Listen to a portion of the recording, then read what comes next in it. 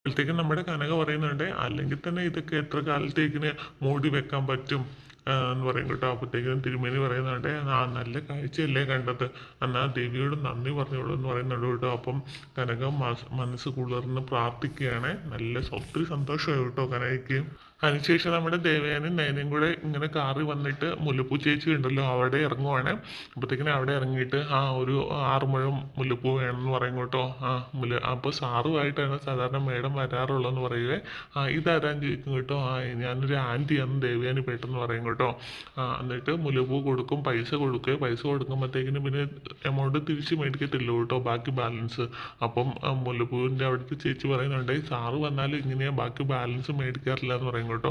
അപ്പം നയന് പറയുന്നുണ്ട്, ഇതെല്ലാം കൂടെ ഒന്നിച്ച് വെച്ചു, ഞങ്ങൾ പിന്നെ വന്നെല്ലാം മേടിച്ചോളാം എന്ന് പറയുക. എന്നിട്ട് ഇങ്ങനെ മുല്ലപ്പൂ കൈ കൊടുത്ത് കഴിയുമ്പോഴത്തേക്കും ദേവയാനി തിരിച്ചു കൊടുത്തിട്ട് പറയും, ഇതൊന്നും രണ്ടായിട്ട് മുറിച്ച് തരുമെന്ന് ചോദിക്കും കേട്ടോ. അങ്ങനെ മുറിച്ച് കൊടുക്കും കേട്ടോ. പിന്നെ മുല്ലപ്പൂ എടുത്ത് നമ്മുടെ തലയിൽ ഇങ്ങനെ കുത്തി കൊടുക്കുവാണ്. ആ മനോഹരമായ കാഴ്ച കണ്ടുകൊണ്ട് വീണ്ടും നമ്മുടെ കനക ഓട്ടോയിൽ അവിടെ വന്ന് നിൽക്കുക കേട്ടോ.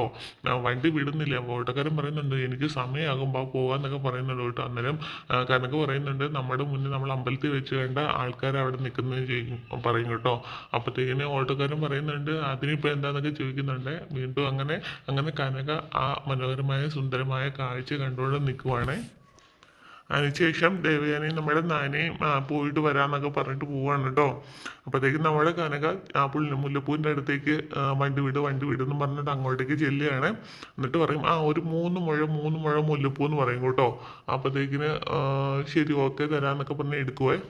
അല്ല, ഇപ്പോൾ വന്നിട്ട് പോയവർ ഇടയ്ക്ക് എപ്പോഴും വരാറുണ്ടോ എന്ന് ചോദിക്കുക. അന്നേരം പറയും, ഇല്ല, പുള്ളി മേഡത്തിൻ്റെ ഹസ്ബൻഡുമായിട്ട് എപ്പോഴും വരുമായിരുന്നു, പക്ഷേ ആ സ്ത്രീയുമായിട്ട് ഇപ്പോൾ ആദ്യമായിട്ടാണ് വന്നതെന്ന് പറയും കേട്ടോ.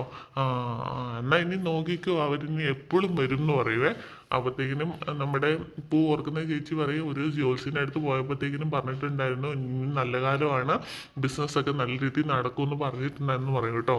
അങ്ങനെ മുല്ലപ്പൂ മേടിച്ചുകൊണ്ട് സന്തോഷത്തോടു കൂടി കനക അവിടെ നിന്ന് പോവുകയാണേ.